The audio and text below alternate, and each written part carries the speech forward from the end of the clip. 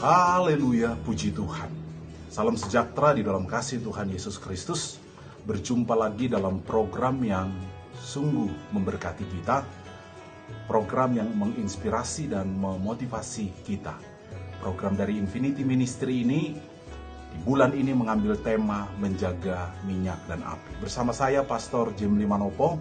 Saya percaya bahwa Bapak Ibu, Saudara-saudara dimanapun berada dalam keadaan yang sehat, semangat di dalam melayani mengiring Tuhan. Pada kesempatan ini saya rindu kita melihat satu bagian dalam firman Tuhan yang terdapat dalam 1 Tesalonika pasal yang kelima ayat yang ke-19 berkata begini. Janganlah padamkan roh.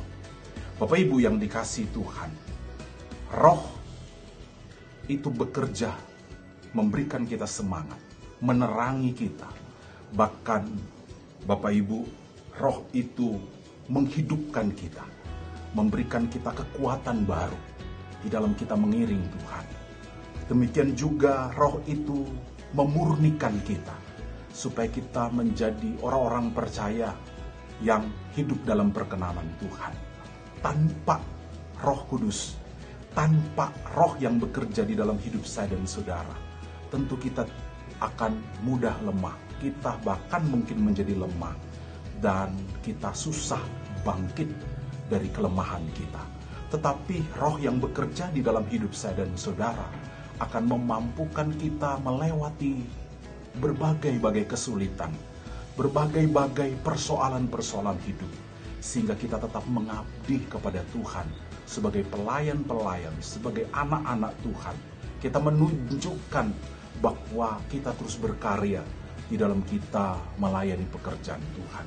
Nah, Bapak Ibu yang dikasihi Tuhan, satu peringatan dalam firman Tuhan kepada kita semua tidak terkecuali, supaya kita tetap menjaga api minyak itu di dalam hidup kita. Jangan sampai padam. Bapak Ibu, bahwa seperti api yang padam jika kehabisan minyak. Saya dan saudara tidak boleh kehabisan minyak. Kita harus memiliki terus persediaan. Bagaimana supaya kita tetap memiliki persediaan minyak itu? Tentu Bapak Ibu, kita tetap terus menjalin, membangun hubungan dengan Tuhan, sebab Dia adalah sumber itu. Ketika kita selalu dekat dengan Tuhan, ketika kita terus berjaga-jaga dan berdoa, disitulah saya dan saudara mengalami kekuatan baru. Roh Kudus akan terus bekerja memampukan saya dan saudara. Saya ingat ada anak-anak Tuhan di zaman perjanjian lama, Sadrak, Mesak, dan Abednego. Di tengah-tengah kesulitan ketika orang lain, mereka menyembah kepada Allah lain. Tetapi Sadrak, Mesak, dan Abednego, mereka terus memandang Tuhan sebagai Allahnya, sebagai sesembahannya. Bahkan ketika mereka harus menghadapi satu konsekuensi yang berat, mereka harus dibuang ke perapian yang menyala-nyala.